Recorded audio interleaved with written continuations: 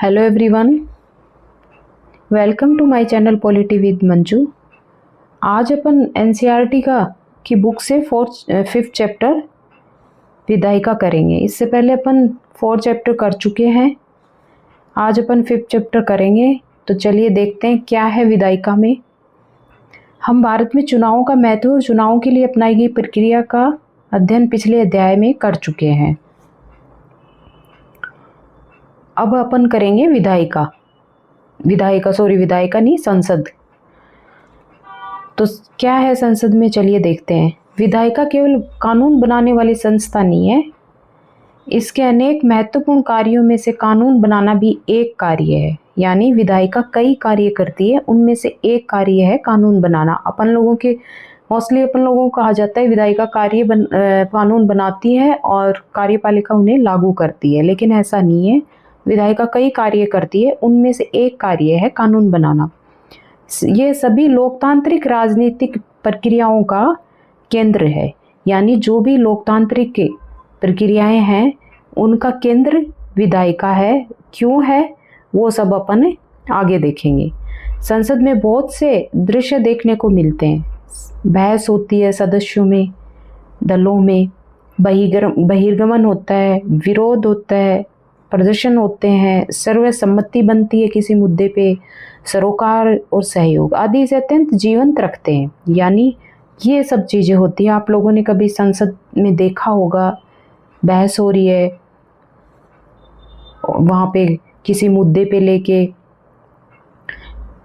विरोध हो रहा है, कोई मुद्दा सरकार कोई ऐसी नीति ला रही है जो नहीं पसंद है, उस पर प्रदर्शन हो रहे हैं, किसियों पे सर्वसम्मति बन रही है, सभी दलों में सहयोग हो रहा है, कहीं विरोध हो रहा है। ये सब संसद में होता रहता है। आप लोगों ने लोकसभा के वो देखे होंगे। इसे अत्यंत जीवंत रखते हैं ये सब चीज़ें। ये सभी बहुत ही महत्वपूर्ण उद्देश्यों को पूरा करते हैं। यानी बहुत ही महत्वपूर्ण जो उद्देश्य हैं जनता के लिए, जो नीतियाँ बनती हैं, जो विधेयक बनते हैं, उनको ये सब पूरा करते हैं। वास्तविक प्रतिनिधित्व वाली कुशल और प्रभावी विधायिका के बिना सच्चे लोकतंत्र की कल्पना नहीं की जा सकती। ये आप लोगों को समझ में आ गया होगा कि क्यों नहीं की जा सकती सच्चे लोकतंत्र की। यदि ये सब नहीं होगा, किसी सरकार जिसका बहुमत है वो सरकार बनेगी, सरकार की जो मनमर्जी चलेगी, सरकार जो मन करेगा वो नीतियाँ बनाएगी, कानून बनाएगी, लेकिन उसको रोकने के लिए भी तो कोई चाहिए ना। तो वो सब विधायिका में होता है। इसीलिए कहा जाता है कि सच्चा लोकतंत्र विधायिका है। ये जन प्रतिनिधियों का जनता के प्रति उत्तरदायित्व सुनिश्चित करती है। ये वास्तव में प्रातिनिधिक लोकतंत्र का आधार है। ये आप लोगों ने देखा होगा। इसके बावजूद अधिकांश लोकतंत्रों में कार्यपालिका के मुकाबले विधायिका अपना महत्व खोती जा रही है। भारत में भी मंत्रिमंडल नीति निर्माण की पहल करता है। मंत्रिमंडल नीति बनाता है, शासन का एजेंडा तय करता है और उसे लागू करता है। ये सब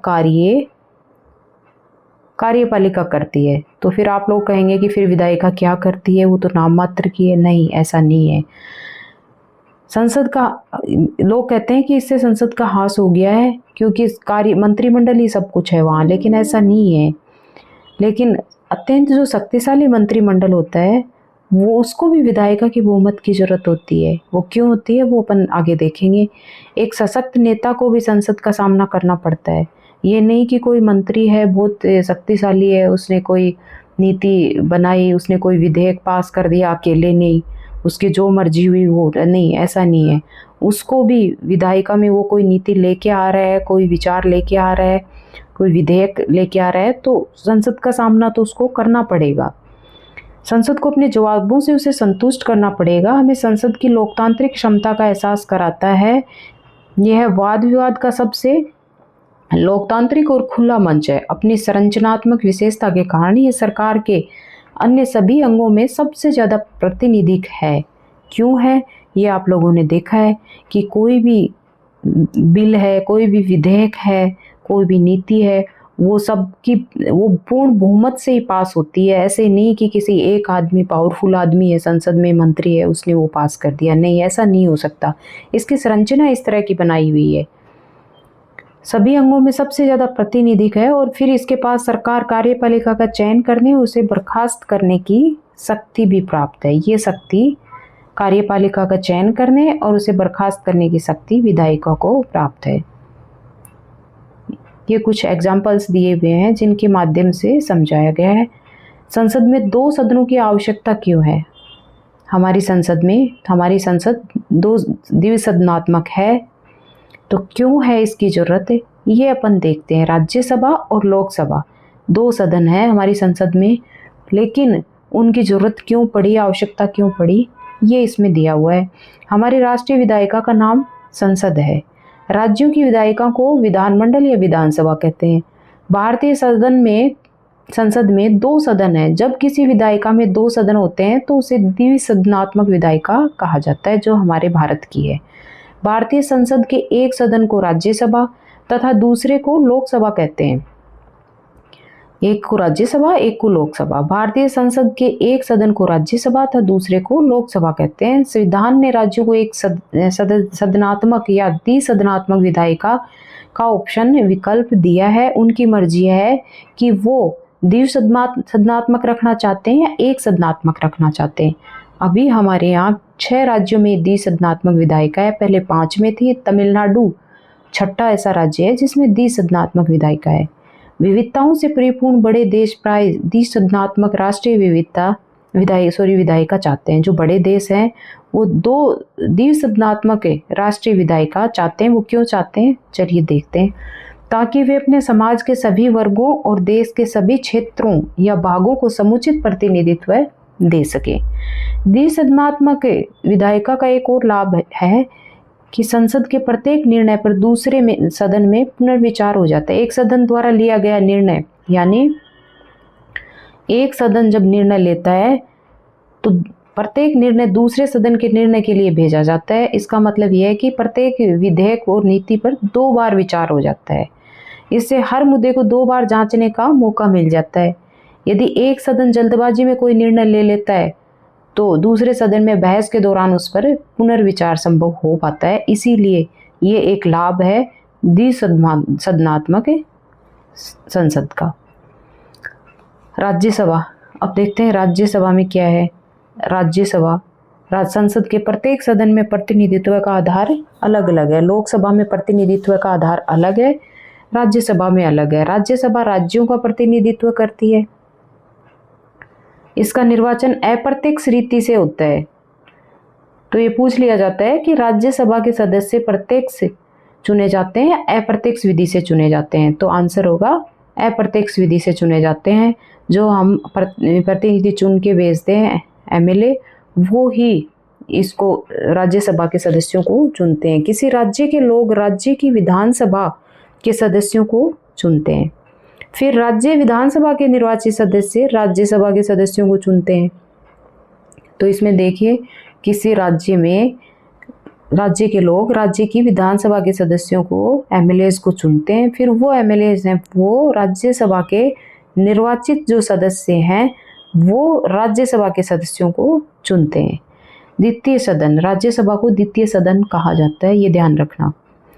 में प्रतिनिधि के लिए 2 सिद्धांतों का प्रयोग किया जाता है। द्वितीय सदन में प्रतिनिधित्व के लिए 2 सिद्धांतों का प्रयोग किया जाता है। एक तरीका यह हो सकता है कि देश के सभी क्षेत्रों को असमान आकार और जनसंख्या के बावजूद, जैसे कोई स्टेट ज़्यादा है उसमें जनसंख्या ज़्यादा है और कोई किसी में कम है, तो उनको बराबर सीटें दी जाती हैं कि इतने सदस्य उस स्टेट से आएंगे, इतने, जैसे यूपी में 31 आते हैं, सिक्किम से 1 आता है, तो यदि बराबर माना जाए तो 31 ही वहाँ से आने थे, यूपी से 31 ही सिक्किम से आने थे। लेकिन हमारे यहाँ नहीं है, अमेरिका में ऐसा है। अमेरिका के द्वितीय सदन को सीनेट कहा जाता है, जैसे हमारे यहाँ राज्यसभा कहा जाता है। वहाँ पे सब स्टेट्स को बराबर का दर्जा है कि सबसे बराबर सीटें होंगी। हमारे यहाँ जनसंख्या के आधार पे है, तो ये ध्यान रखिएगा। द्वितीय सदन में प्रतिनिधित्व के 2 आधार हो सकते हैं। कुछ देशों में ये है, जैसे अमेरिका में सारे स्टेट्स को बराबर दर्जा दिया गया है। हमारे यहाँ अलग अलग जनसंख्या के आधार पर डिसाइड किया गया है।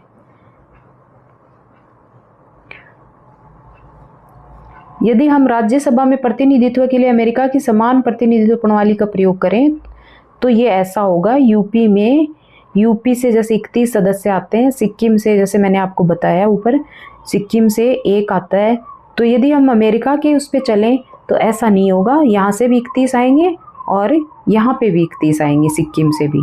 लेकिन ऐसा हमारे यहाँ पे नहीं है। राज्यसभा के सदस्यों को 6 वर्ष के लिए निर्वाचित किया जाता है, उन्हें दोबारा निर्वाचित किया जा सकता है। राज्यसभा में आप कितनी बार भी निर्वाचित हो सकते हो, ये नहीं है कि 2 बार 4 बार कोई डिसाइड किया गया है कि इतनी बार कोई सदस्य निर्वाचित होके आएगा। नहीं, वो पूरी ज़िंदगी भी निर्वाचित होके आ सकता है। ना कोई एज है, ना कोई इसमें चांस दिए हुए हैं कि इतने बार ही आएगा। तो ये देख लीजिएगा। राज्यसभा के सदस्य अपना कार्यकाल एक साथ पूरा नहीं करते हैं। प्रत्येक 2 वर्ष के बाद 1/3 सदस्य अपना कार्यकाल पूरा करते हैं और इन 1/3 सीटों के लिए चुनाव होते हैं। इस तरह राज्यसभा कभी भी पूरी तरह भंग नहीं होती है, अतः इसे संसद के स्थायी सदन के रूप में जानते हैं। तो ये पूछ सकते हैं कि संसद का स्थायी सदन कौन सा है, लोकसभा या राज्यसभा? तो आंसर होगा राज्यसभा। राज्यसभा संसद का स्थायी सदन है। इस व्यवस्था का लाभ यह है कि जब लोकसभा भंग हो जाती है और चुनाव होने बाकी हैं, तब राज्यसभा की बैठकें बुलाई जा सकती हैं और ज़रूरी जो मामले हैं उनको निपटाया जा सकता है। इसका क्या लाभ है ये आप लोग देख लीजिएगा। निर्वाचित सदस्यों के अतिरिक्त राज्यसभा में 12 सदस्य मनोनीत सदस्य होते हैं। लोग राज्यसभा में जो निर्वाचित सदस्य होते हैं उसके अलावा 12 सदस्य वहाँ पे मनोनीत भी होते हैं और उनको राष्ट्रपति मनोनीत करते हैं। और ये 4 क्षेत्र दिए हुए हैं, इनको ध्यान रखिएगा। साहित्य, विज्ञान, कला और समाज सेवा, इनके आधार पे इनको मनोनीत किया जाता है राष्ट्रपति के द्वारा। लोकसभा, चलिए देखते हैं क्या है लोकसभा। लोकसभा और राज्यों की विधानसभाओं के लिए जनता सीधे सदस्यों को चुनती है, यानी राज्यसभा के लिए अप्रत्यक्ष चुनाव होते हैं, लोकसभा के लिए प्रत्यक्ष चुनाव होते हैं। जनता खुद अपने प्रतिनिधि चुनती है, इसे प्रत्यक्ष निर्वाचन कहते हैं। लोकसभा चुनावों के लिए पूरे देश को और विधानसभा चुनाव के लिए किसी राज्य को लगभग समान जनसंख्या वाले क्षेत्रों में, निर्वाचन क्षेत्रों में बांट दिया जाता है। प्रत्येक निर्वाचन क्षेत्र से एक प्रतिनिधि चुनकर आता है। चुनाव सार्वभौमिक वयस्क मताधिकार के आधार पर होते हैं, जिसमें प्रत्येक व्यक्ति के मत का मूल्य समान होता है। इस समय लोकसभा में 543 निर्वाचन क्षेत्र हैं। ये ध्यान रखिएगा, कितने हैं? 543 निर्वाचन क्षेत्र हैं लोकसभा में। यह संख्या 1971 की जनगणना के से चली आ रही है। ये जो 543 निर्वाचन क्षेत्र हैं ये 1971 की जनगणना के आधार पे बने हुए हैं। लोकसभा के लिए सदस्यों का चुनाव कितने वर्ष के लिए होता है? 5 वर्ष के लिए। लेकिन यदि कोई दल या दलों का गठबंधन, जैसे किसी बहुमत दल की सरकार बनी है और वो गिर गई, या फिर कोई गठबंधन सरकार है और किसी ने अपना समर्थन वापस ले लिया, या फिर प्रधानमंत्री राष्ट्रपति को लोकसभा भंग करके नए चुनाव कराने के लिए सिफारिश करें, तो वो 5 वर्ष से पहले भंग किया जा सकता है। इन आधारों पे अब देख लीजिएगा, ये कुछ आधार है, इन आधारों पे ये हो सकता है, पहले लोकसभा भंग हो सकती है, नहीं तो 5 वर्ष के लिए चुना जाता है इन सदस्यों को। लेकिन ये कुछ आधार हैं, तो इनसे सरकार गिर सकती है, लोकसभा भंग हो सकती है और 5 वर्ष से पहले ही चुनाव कराए जा सकते हैं, किसी भी बहुमत दल को बहुमत प्राप्त नहीं होता। तो अब संसद क्या करती है, क्या कार्य हैं संसद के, वो देखते हैं। विधायिकाओं के कार्य क्या हैं? क्या संसद के दोनों सदनों के कार्य समान है? क्या दोनों सदनों की शक्तियों में कोई फर्क है? कानून बनाने के अतिरिक्त संसद के अन्य अनेक कार्य हैं, आइए इन कार्यों की सूची बनाएं। यानी संसद सिर्फ कानून नहीं बनाती, वो बहुत सारे ऐसे कार्य करती है। और इसमें बताया गया है कि संसद में क्या होगा, लोकसभा राज्यसभा 2 सदन है, दोनों की शक्तियाँ क्या बराबर हैं क्या, ये सब आगे बताया गया है। तो विधायिका के अपन कामकाज देखते हैं। संसद पूरे देश या देश के किसी भाग के लिए कानून बनाती है।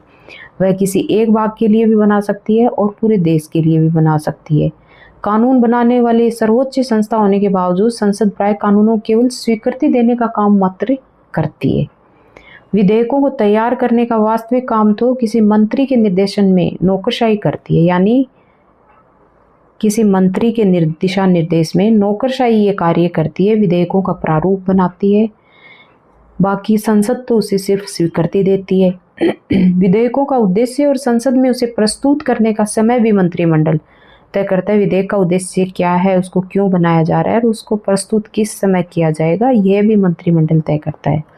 कोई भी महत्वपूर्ण विधेयक बिना मंत्रिमंडल की स्वीकृति के संसद में पेश नहीं किया जाता। संसद के अन्य किसी निजी सदस्य भी कोई विधेयक प्रस्तुत कर सकते हैं, यानी जरूरी नहीं है कि मंत्रिमंडल ही या किसी मंत्री के द्वारा ही कोई विधेयक पास किया जाए। नहीं, संसद के कोई अन्य सदस्य हैं, चाहे वो अन्य किसी दल का हो चाहे कोई भी हो, वो पेश कर सकता है, लेकिन बहुमत से सरकार के समर्थन से ऐसे विधेयक का पास होना संभव नहीं है, क्योंकि समर्थन जिस सरकार का है उसी के ये विधेयक पास होते हैं, सरकार सहमत हो ना हो उससे। कार्यपालिका पर नियंत्रण तथा उसका उत्तरदायित्व सुनिश्चित करना, ये भी एक कार्य है विधायिका का। कार्यपालिका पे नियंत्रण रखती है विधायिका, उसका उत्तरदायित्व सुनिश्चित करती है। संसद का सबसे महत्वपूर्ण काम कार्यपालिका को उसके अधिकार क्षेत्र में सीमित रखना कि ये तुम्हारा अधिकार क्षेत्र है, तथा जनता जिसने उसे चुना है के प्रति उसका उत्तरदायित्व सुनिश्चित करती है विधायिका, उनको याद दिलाती है। इस अध्याय में आगे हम इसका विस्तार से अध्ययन करेंगे। वित्तीय कार्य देखिए, सरकार को बहुत से काम करने पड़ते हैं, तो उसके लिए धन की भी जरूरत होती है। यह धन कहाँ से आता है? प्रत्येक सरकार कर वसूली के द्वारा अपने संसाधनों को बढ़ाती है, लेकिन लोकतंत्र में संसद कराधान तथा सरकार द्वारा धन के प्रयोग पर नियंत्रण रहता है। ऐसे नहीं कि मोनार्की है, राजा ने जो मन आया वहाँ धन खर्च कर दिया, जो मन आया उसको बांट दिया, ऐसा नहीं है, ये लोकतंत्र है। यदि भारत सरकार कोई नया कर प्रस्ताव लाए तो उसे संसद की स्वीकृति की आवश्यकता होती है। संसद की वित्तीय शक्तियाँ उसे सरकार के कार्यों के लिए धन उपलब्ध कराने का अधिकार देती है, यानी संसद की जो वित्तीय शक्तियाँ हैं उसे सरकार के कार्यों के लिए धन उपलब्ध कराने का अधिकार देती हैं। सरकार को अपने द्वारा खर्च किए गए धन का हिसाब तथा प्रस्तावित आय का विवरण संसद को देना होता है, यानी सरकार जो धन खर्च करती है उसका हिसाब संसद को देना होता है। संसद यह भी निश्चित करती है कि सरकार न तो गलत खर्च करे और न ज़्यादा खर्च करे।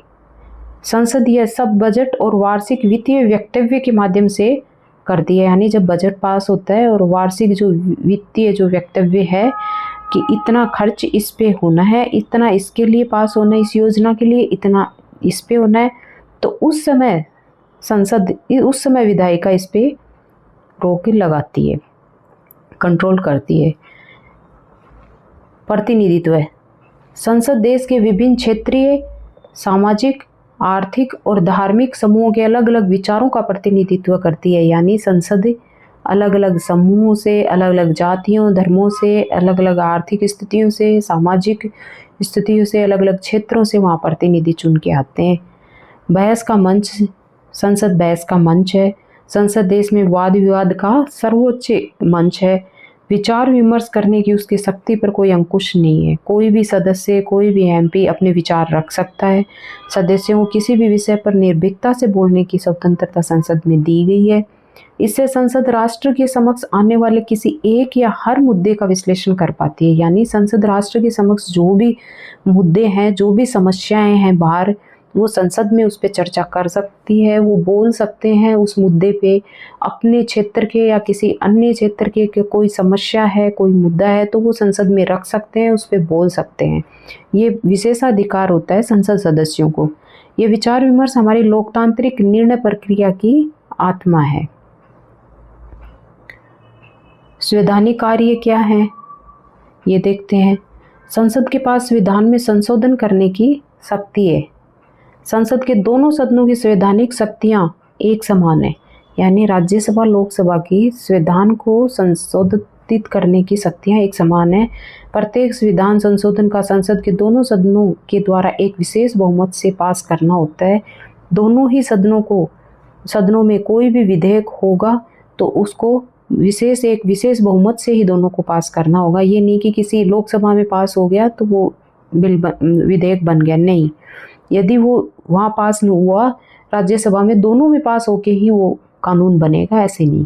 निर्वाचन संबंधित कार्य क्या है? संसद चुनाव संबंधी भी कुछ कार्य करती है। यह भारत के राष्ट्रपति और उपराष्ट्रपति का चुनाव करती है। तो संसद के क्या चुनाव संबंधी क्या कार्य हैं? तो संसद राष्ट्रपति और उपराष्ट्रपति का चुनाव करती है। कुछ न्यायिक कार्य भी होते हैं संसद के। भारत के राष्ट्रपति, उपराष्ट्रपति, उच्च न्यायालयों के जज, सर्वोच्च न्यायालयों के जज या न्यायाधीश जो भी हैं को हटाए जाने के प्रस्तावों पर विचार करने के कार्य संसद के न्यायिक कार्य के अंतर्गत आते हैं और ये राज्यसभा और लोकसभा दोनों को इसमें बराबर शक्ति प्राप्त है। राज्यसभा की शक्तियां।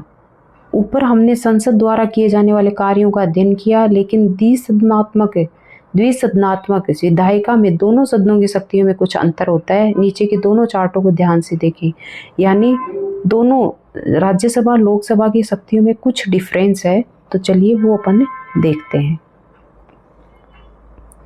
लोकसभा की शक्तियां संघ सूची और समवर्ती सूची के विषयों पर कानून बनाती हैं, यानी संघ सूची और समवर्ती सूची के जो विषय हैं उन पे कानून बनाने का कार्य लोकसभा करती है। धन विधेयकों और सामान्य विधेयकों को प्रस्तुत करती है। सामान्य विधेयकों पर विचार कर उन्हें पारित करती है राज्यसभा। सामान्य जो विधेयक हैं उन पर विचार कर उन्हें पारित करती है और धन विधेयकों में संशोधन प्रस्तावित कर सकती है।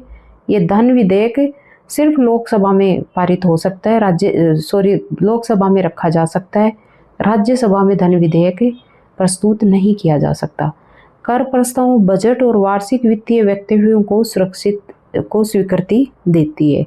लोकसभा कर प्रस्ताव जो टैक्सेस हैं वो बजट पेश करती है और वार्षिक जो वित्तीय वक्तव्य हैं को स्वीकृति देती है। संवैधानिक संशोधनों को पारित करती है।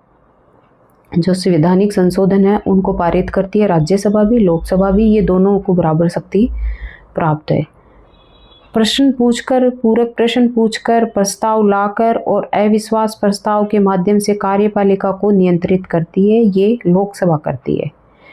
प्रश्न पूछकर, संकल्प और प्रस्ताव प्रस्तुत करके कार्यपालिका पर नियंत्रण करती है, ये राज्यसभा भी करती है। संविधान में संशोधन करती है। संविधान में संशोधन राज्यसभा भी कर सकती है। राष्ट्रपति और उपराष्ट्रपति का चुनाव कराती है तथा उन्हें और सर्वोच्च न्यायालय तथा उच्च न्यायालय के न्यायाधीशों को हटा सकती है। ये पावर राज्यसभा के पास भी है, लोकसभा के पास भी है। सेम राष्ट्रपति और उपराष्ट्रपति का चुनाव में भागीदारी करती है तथा उन्हें और सर्वोच्च न्यायालय व उच्च न्यायालय के जजों को हटा सकती है। उपराष्ट्रपति को हटाने का प्रस्ताव केवल राज्यसभा में लाया जा सकता है। तो ये आप लोग देख लीजिएगा, ये उपराष्ट्रपति को हटाने का प्रस्ताव, ये शक्ति सिर्फ राज्यसभा के सदस्यों को प्राप्त है, ये लोकसभा को नहीं है। यह संसद को राज्य सूची के विषयों पर कानून बनाने का अधिकार दे सकती है, ये सिर्फ राज्यसभा को प्राप्त है। राज्यसभा राज्य सूची के जो विषय हैं उन पे कानून बनाने का अधिकार लोकसभा को राज्यसभा ही दे सकती है। समिति और आयोगों का गठन करती है, उनके प्रतिवेदनों पर विचार करती है, ये लोकसभा करती है। समितियों और आयोगों का गठन करती है और उनके जो प्रतिवेदन हैं उन पे विचार करती है, ये लोकसभा करती है। तो ये इनकी शक्तियां हैं। लोकसभा एक बार फिर देख लेते हैं अपन लोग, लोकसभा की शक्तियां और राज्यसभा की शक्तियां। संघ सूची और समवर्ती सूची के विषयों पे कानून बनाती है लोकसभा। धन विधेयक सिर्फ लोकसभा में प्रस्तुत किए जा सकते हैं और उन्हें पास भी लोकसभा करती है। राज्यसभा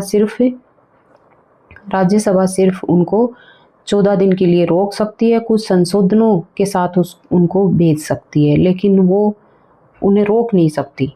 तो ये शक्ति सिर्फ लोकसभा को प्राप्त है।